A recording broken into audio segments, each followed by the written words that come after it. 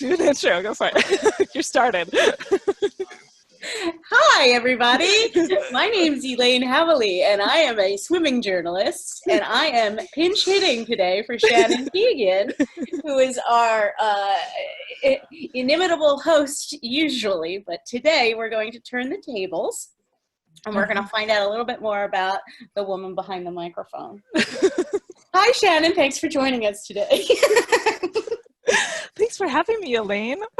There you go. So, tell us a little bit about yourself. What's your swimming background, and what is your marathon swimming story? Yes, so my swimming background, one of those started swimming forever ago, not long after I was born.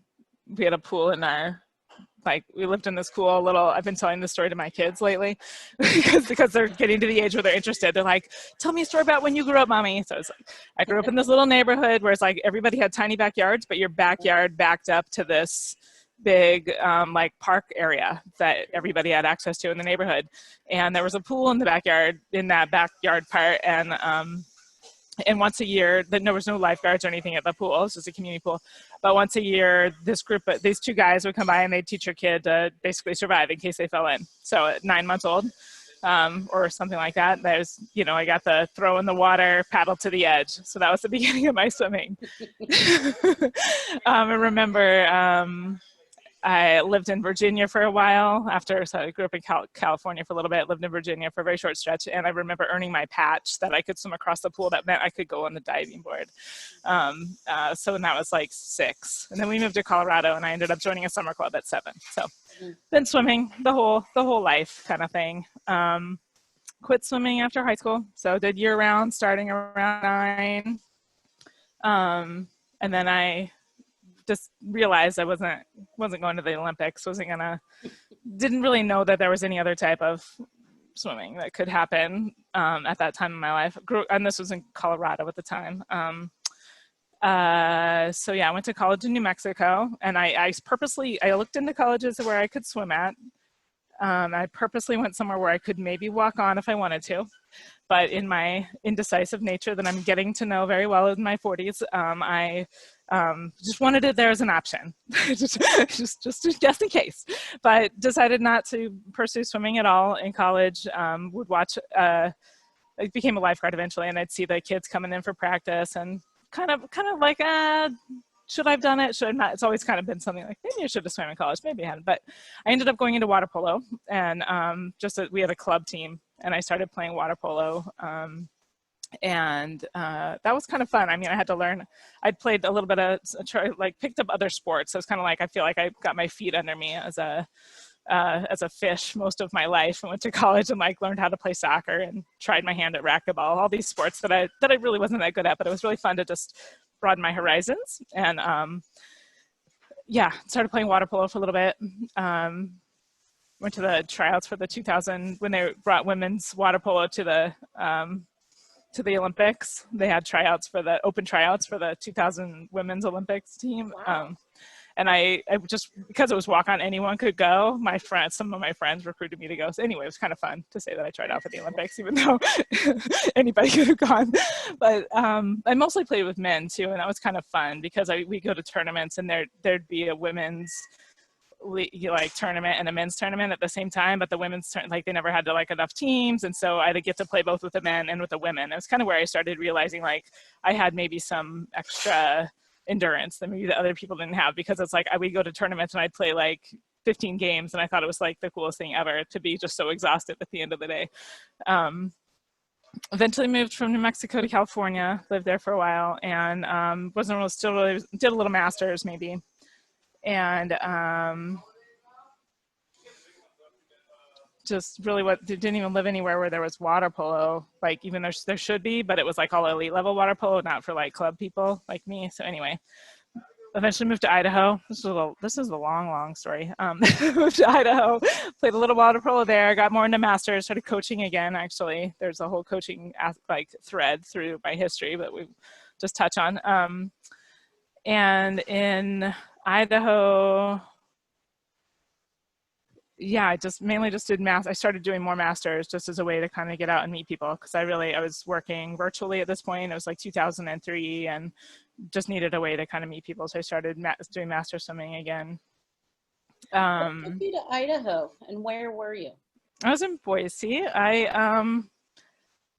So when I moved to Southern California, I realized that it was the last place in the world that I wanted to live. It didn't take long. Within a year of living there, I was like, wow, these are not my people. And I just like happenstance came across a really good friend of mine from college who like I came across, like, I figured out how to contact her basically, and so I got in touch with her and I went up to visit her for a weekend in Idaho. And I guess I also was dating a guy at the time who was loved Idaho for fishing and all this stuff, and so I just went up there for a weekend to kind of check it out, and I felt like I met more people in a weekend that I had things in common with than I'd met like the whole year or whatever I lived in Southern California. So I just started plotting my departure from Southern California, and was eventually able to talk my boss into letting me work remotely. Yeah, it was super cool. And that started, my gravitation away from big cities. And then I kind of have lived, like, Boise was probably the biggest city I've lived in quite a while, actually. We've just gone more rural ever since. But yeah, so that's how I ended up in Idaho. So mostly was playing water polo and swimming a little bit in Idaho. And then met my husband, did a little time in Utah, but open water swimming didn't really start till Vermont, which was in 2009. We moved there Christmas 2008, and mostly we're there in 2009.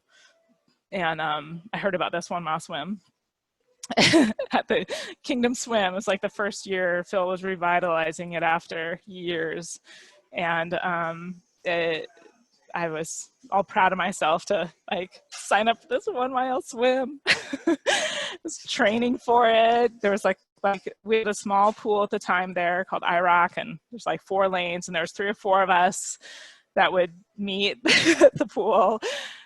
We had a tiny little kids team too. That comes into play later on. But my friend Gwen and I decided we were going to do this 1 mile swim, and we started training together.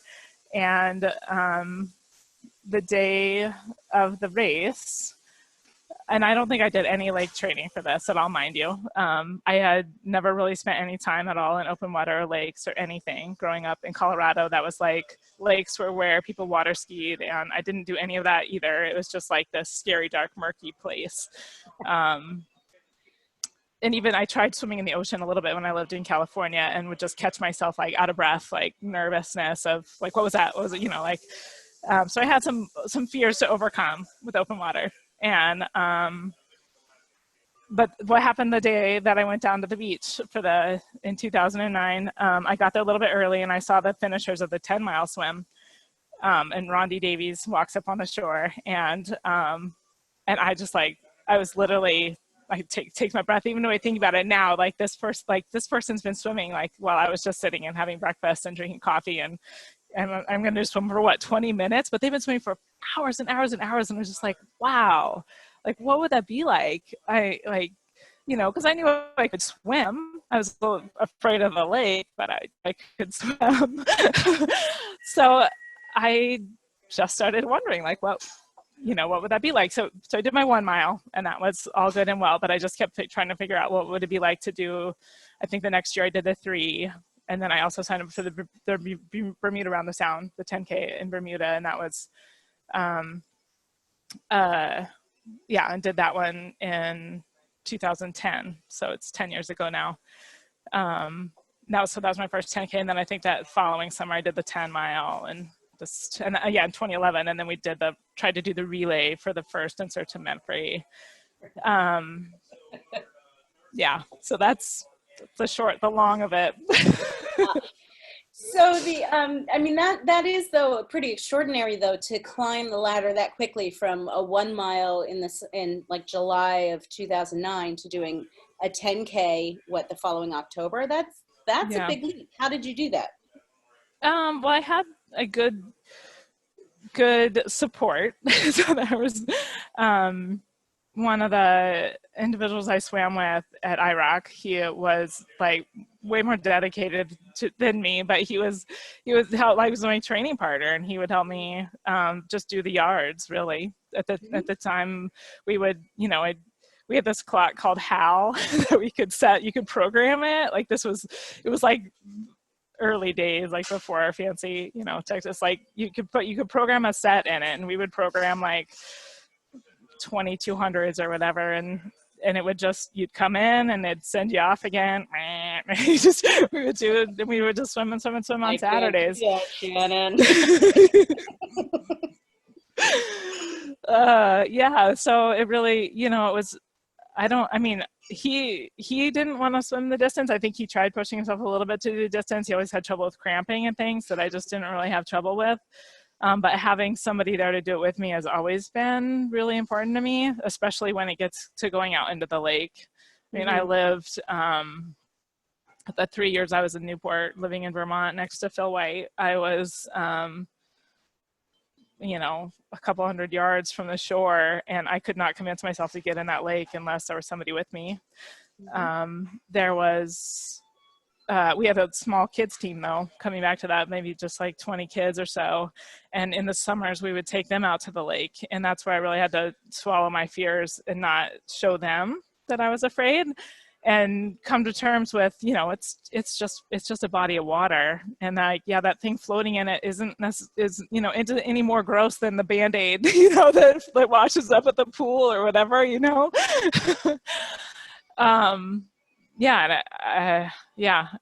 I'd have to talk them through. They're like, well, isn't it gross? Like, moose pee in the lake or whatever. You're like, well, yeah, but there's, I don't know, like talking through, I used to work in wastewater and water department. And so I understood the whole ecology, like everything, and I could explain it to them, but I was having to rationalize, my own fears, but that really helped me come to terms with things. And, it helped to have kids there with me. You're the role model. Yeah, I couldn't show them I was scared. Right, of course. So what is your favorite place to swim? Gosh. When you've been all over, you must have a lot of yeah. pick from. Yeah, I think the one that jumps out is probably Willowby, Willowby in Vermont. That was my first, I think I did the 5 mile. There was a year that Phil was just like, oh, let's do this swim across Willowby. And my friend Laurie and I were like, okay, let's do it. And so we signed up for it before he had it as part of the Kingdom Swim Week and all this. And that it was just so beautiful. I felt like it was like swimming in a pool, just because you have this lane that you're kind of swimming down. And it was just the most exhilarating experience for it. I was really well trained for it. My friend Laurie was right next to me, and we each had our paddlers, but we just felt like you were just in this lane, just swimming down this gorgeous, beautiful lake, and just seeing the, the cliffs. And I mean, it's just an amazing lake. And every time I go back there, it just, I don't know, just makes my heart sing. I just love it. Yeah. But it probably mostly nostalgia, just having, that was my first 5 mile swim, and I don't know. It is an exquisite place. I remember I did the 5 mile up there in 2011, I guess it was. And just thinking that it was just one of the most breathtaking places I'd ever seen. I mean, it's just so pretty, so pretty. So I feel that one. Yeah, it's the first one I doubled too. Was 1 year my husband and I decided we didn't deal with the shuttle. So we were I don't want to deal with who's going to drive whatever, or is there a bus involved? Just let's just swim back.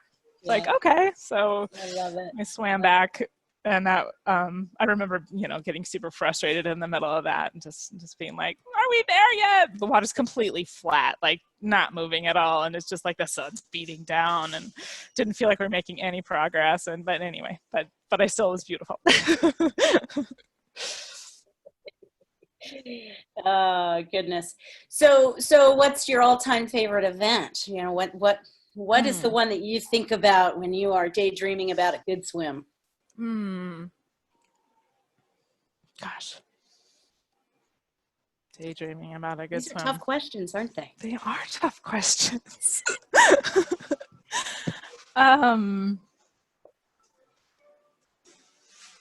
Gosh, yeah, I don't know. I mean, the thing that comes up, I guess, is I really enjoyed how the Northeast Kingdom, or Swim the Kingdom Week, or whatever, whatever Phil calls it, any case swim week. I was there in 2015, after the year after I had my son Rowan, and there was 2 of us, I think, that actually swam all of the lakes that year. And you know, again, like for us, we'd moved to Oregon at this point, and so we were coming back, and it was like coming home and seeing friends again. So there's like that aspect of it, and seeing, you know, all the lakes that we used to live around. So that's probably part of why it pulls on heartstrings. But I liked how it was low key, you know, and you get to meet, you know, like meet people there, and you know, there's not over the top like like stuff outside of the events. Like the events is the thing. There's not like, you know, the pre-dinner, post-dinner, like there's the after corn on the cob and, you know, sliced white bread sandwiches, whatever snack Phil has afterwards. But I don't know, like it's laid back, and it, you know, it kind of tests people mettle outside of the water, because you're a little uncomfortable, because you're walking with a kayak through the jungle seemingly to get to Echo Lake. You know, like there's just aspects of it that are really like, you're just, you know, you get to see all sides of people, and you kind of get to see where people come from just by watching like how they handle the situation that Phil puts you in. But yeah, so I guess that's what comes up for me when you say all-time favorite event, but I'm not really good at favorites. So they're all my favorite. Yeah, I do. Whenever I get asked that same question, it's like, oh, it's like choosing your favorite child. Like, I don't do favorites. They all have their perks and their wonders, but they're all different. Yeah, exactly. Yeah. So are you a process or an outcome? At this point in my life, I would say that I'm able to focus more, I think, on, I guess I set a process. I'm gonna have to do it's both. But I like to simplify my process, and I like to give myself grace. I guess at this point, with having 2 kids, I can't always stick to the plan. So I've had to learn a lot about letting go, and that you can have an idea of how you want things to go, but you know, like things going to come up. It's very the marathon swimming of parenting that lasts a lot longer. But it's yeah, I like kind of like setting the idea of a process, even with like I try to set a schedule with my kids in the morning, but I've been able to like just throw it all out the window. If they're just happily playing, I'm like, well, geez, I'll just go, you know, post another marathon swim story video or whatever. But I think I'm outcome driven in the sense that if I have a goal, like last year I swam Tahoe and Magog, I can have, you know, there's like the way I tell my clients when they're coming on for my marathon and swim coaching and things like that, is like you put you set a plan, you put your best foot forward, but you give yourself grace if something comes up, but you have a few non-negotiables. And so for me, the non-negotiables when I'm training for a long swim is doing at least half the distance, about halfway before the time that my swim's coming up, and then 3/4 of the distance, at least 3/4 to full distance, depending on the swim you're going into. Currents, tides, you know, like is it just a lake flat swim? You know, like taking all those things into consideration, you're either doing a 3/4 to full distance, about, you know, 5-6 weeks roughly before your event, 5-6 weeks, something like that. Just as the confidence boosters. So those are the, what I consider the non-negotiables. And then, you know, just going out there the day of the event and putting it, you know, doing it, like just doing it. So yeah, so I guess those, but I am driven by the outcome of that swim that I'm going to go do, I guess. I think more than I am in going to like the 10,000 or a million meters in a year or something. Like, no, those aren't my goals. They might have been at one time in my life, but not now. Sure. No, that's fair. Well, and you've raised an element that I want to talk about a little bit more too, is, you know, I don't have experience with having children. What is it like to become a mother during the course of your marathon swimming career? And then how do you juggle both of these really important and really long-term life, escapades is the word that's coming to mind. Like, how do you do that? Because that to me, that just seems really difficult. Yeah. I think it's the crossovers carry me through, it's like, especially when my kids were really little. They're 3 and 5 now, but when they were really little, and I don't know, my second kid was especially, he still is, especially like they joke about like the kid that wants to go back in. Like he's like a kid, like he just like, he never wanted to come out probably. And he just would go back in a heartbeat if he could. Like he just needs me like all the time. And it's a really hard thing to live with. So in a sense, I've been able to like the times I get to swim, that's my time, and I enjoy it so much. I don't want to say more, but I relish those experiences so much. But I'm also able to put things in perspective because it's like so much easier to just go swim like all day long. It's so much easier than being with your kids, where you're like, every day you're with your kids, you're like, am I messing my kid up by doing this? Or at least I am. That's how when your kids are asking you about, I don't know, my kids are just getting to that age where they're learning about, like my son has this book about flying machines, and he's learning about like bombs, and I have to talk to him about war and like just like these crazy things. And like, am I messing him up by like, but I don't know. It's like, it's crazy, but like the things that like being able to kind of endure parenting helps me endure swimming, and being able to kind of endure in swimming helps me endure in parenting. So that's how I balance it by having both, I think helps me balance it. But it's really hard. You got a full plate there, lady. Yeah. And I'm so fortunate to be where I'm at in my life. I mean, I didn't have my first son till I was 40, and I had my second when I was 42. So I was in a good place in my life to have kids, like financially, and just I don't know, I'm so grateful all the time for being where I am. Sure. Yeah, and being a parent, even being in the mindset that you are in that life stage when you have kids, I think is different than if you're younger. So it's I feel like that, I don't know, I feel like I hope I'm not messing them up. It's fine. So tell me too, I want to know a little bit more about Intrepid Swimming, because this is your business. Tell me about it. How did you found it? What's the story? Yeah, so Intrepid Water is Yes, yeah, Intrepid it's all Water. good. Yeah.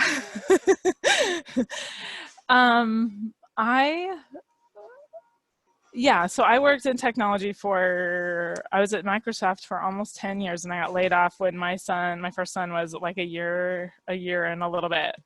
And that was really weird for me to all of a sudden, after having worked in technology for 15 some odd years, or almost more than that, and to have to like figure out what to do. And it's funny because like I kind of always like wanted to figure out what to do with my life. And when you're working at Microsoft on Fridays, you get the emails of the people who've decided to leave for one reason or another. I've given my resignation to my boss, and I'm going to go pursue my dream of doing this thing, this, that, the other thing. And I was like, wow, what would it be like to like have, something I was so passionate about that I could actually start my own business. But I didn't really think that I didn't think that I was that person. I never thought I would be an entrepreneur. I never thought that I could be so passionate about something. And it took another year and another kid before I was laid off from another job that I realized that I did have something to offer in the swimming space, that I had a lot of experience, that I really enjoyed helping people. I really enjoy empowering people to do something they've never done before. Like it just makes my heart burst. So I thought maybe there would be something I can do with it. I guess in conjunction with that, I had a pool that we installed an endless pool in my backyard. So I started with kind of offering lessons for kids in my backyard for just other moms that I knew, just helping them get their kids swimming. And I enjoy doing that a lot, and I get a lot of praise from parents for being so patient and things like that. But I really love working with a motivated adult swimmer, or a kid swimmer, I guess. But where I live, there's just not that much, there's not that many people. and so basically there's a big need for kids lessons, and it's hard. I'm still trying to figure out how to go beyond that. Even like our swimming community, that now all of our pools are shut down. They won't be opening up this summer. We have a lot more people coming to the lake. In theory, I could maybe do more lake events and like try to get more people out. There's more people at the lake than there ever have been. But I also have kids at home. I don't have childcare because it's pandemic. So I'm trying to figure out what I can do more virtually. I feel like I have a really solid foundation with what I call my efficient swimming basics, and just trying to help people, not necessarily focus on drills and not overcomplicate things by, I don't know, I feel like there's a lot of great philosophies out there with total immersion and swim smooth, and like at the end of the day, that's really maybe all I'm teaching, but I really just want to keep it simple. Like there's just these 4 pillars of efficient swimming, and if you think about those things when you're swimming, just these 4 things, it's like posture, your pull, your drive or rotation, and gliding. Like if you can get yourself basically on top of the water, you can progress yourself forward, you can drive so that each stroke you're getting yourself a little bit more forward than you could. It just kind of just makes things simple. And I think a lot more about my awareness of myself when I'm swimming, my awareness of my body in the water. It's like when I get tired, I can feel I slip a stroke. It's like you don't have to, I guess, I don't know, just trying to keep it simple. And that's really the same things you end up teaching kids. So I really like that there's like this carryover. Like it's not like kids like learn how to swim this way and adults learn how to swim that way. It's when they're like kids, you try to get them to float, and then you get them to push their float forward. And if you can keep it simple like that, I feel like it's something that anybody can do. And if you're inspired to, I really think you can swim different distances and swim places, as I like to say. So I'm trying to figure out how to branch that into, empowering people to swim places, because there's so much water in this world and we should all be swimming in it. We should keep it clean. There's like trying to figure out how we can, make it, more about the environment and, all the things. I want to do all the things, swim all the places, all the time. I think several of us can really relate to that desire there. So you launched your business, was it about a year ago or so? 2017. Well, yeah, 2017. I think I bought the domain. So it's been it's been evolving ever since, but it's just a little bit different all the time. Yeah. So this is a young business though, and now suddenly we're in the midst of a pandemic. Talk to me about that. What has your experience been with that? I know you had to cancel at least one event. Yeah, I had a whole bunch of stuff planned. I have a friend of mine locally who does some yoga, and I'm trying to do this like body awareness, like taking your body awareness from the yoga mat to the water. And we had this whole series of stuff we had to cancel. And then my Camp Shasta I had to cancel. We were going to take some marathon swimmers out to Lake Shasta and, let them just basically, it's a monstrous lake, just swim until you can't. We'll pick you up if you can't.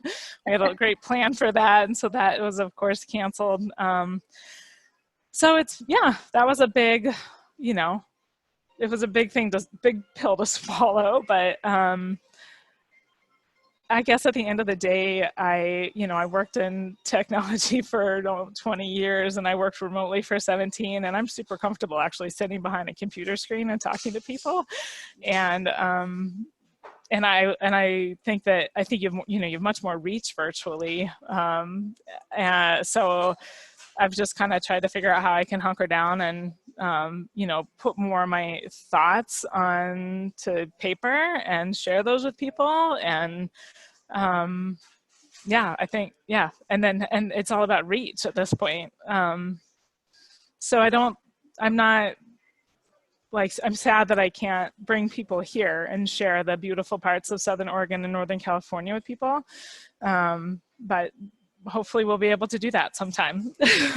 And in the meantime, I just hope I can make more connections. And I guess through Marathon Swim Stories, I have been able to make more connections, and I feel more connected than I was before. So I'm excited for what we can put together when we can get together again. And until then, I'm super excited to just keep meeting and talking to more people online. So. Yeah.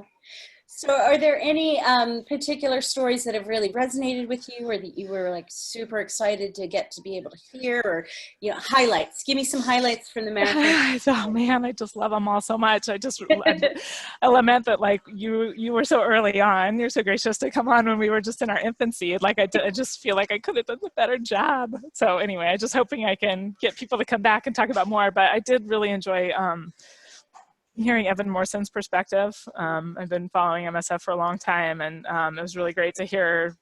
I just really liked how he talked about, you know, bodies of water, and like he just had a whole new spin on things, and just it made me feel like what I'm doing is worthwhile with Marathon Swim Stories. And you know, so it feels good when somebody supports what you're doing, you know. But I love talking to Sarah Thomas, and I learned so much about well, even like Courtney Polk. There's just a lot of people that I just, you know, I've been busy having babies the last 5 years. I've been able to keep up with everything that everyone's doing, and it's just been really amazing and awesome to see talk to people about the super cool swims that they've been doing. And I really love too, one of the other things I really love is hearing you know, like there's the Ocean 7 people and the Triple Crown people, but then talking to the people that are just want to go swim in their backyard. And I love that Evan's encouraging and promoting that as well. Just that, you know, chart something close by, you know. And that's a big thing too. We have a virtual event that we kicked off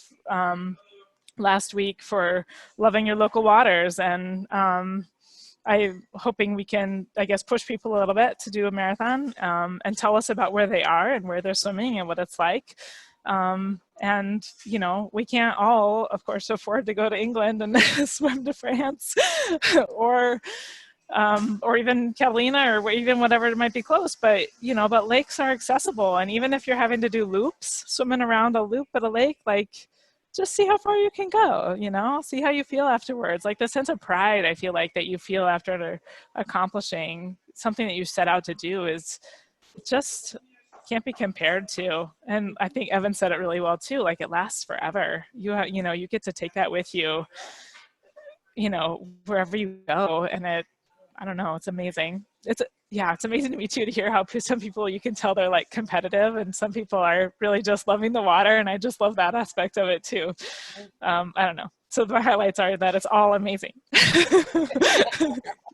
That's fair. That's a good highlight. Yeah.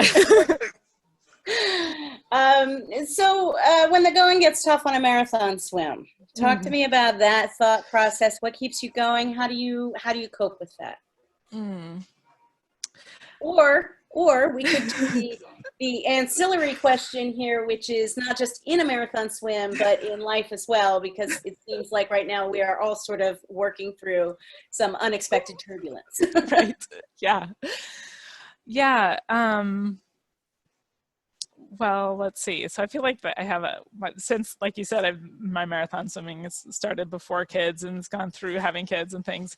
I feel like I've been able to shift perspective, which I guess maybe is part of my answer, is that like kind of gaining perspective when things are hard, so that you're,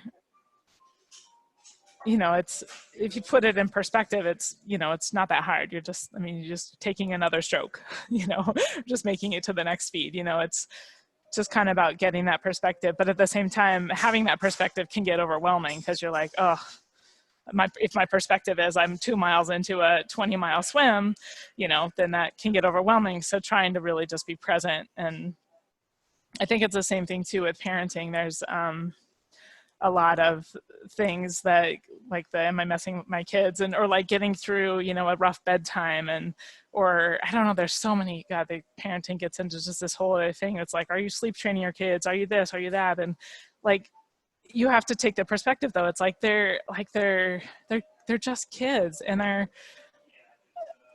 going to be young. It's like they're just not going to be little, like the little crying things. Like, yeah, it could be hard, but like make them comfortable, you know, help them understand, you know, what's going on.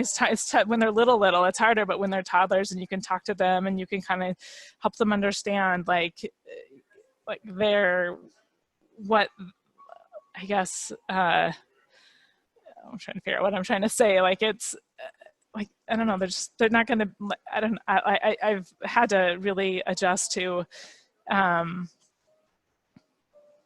yeah, like that it's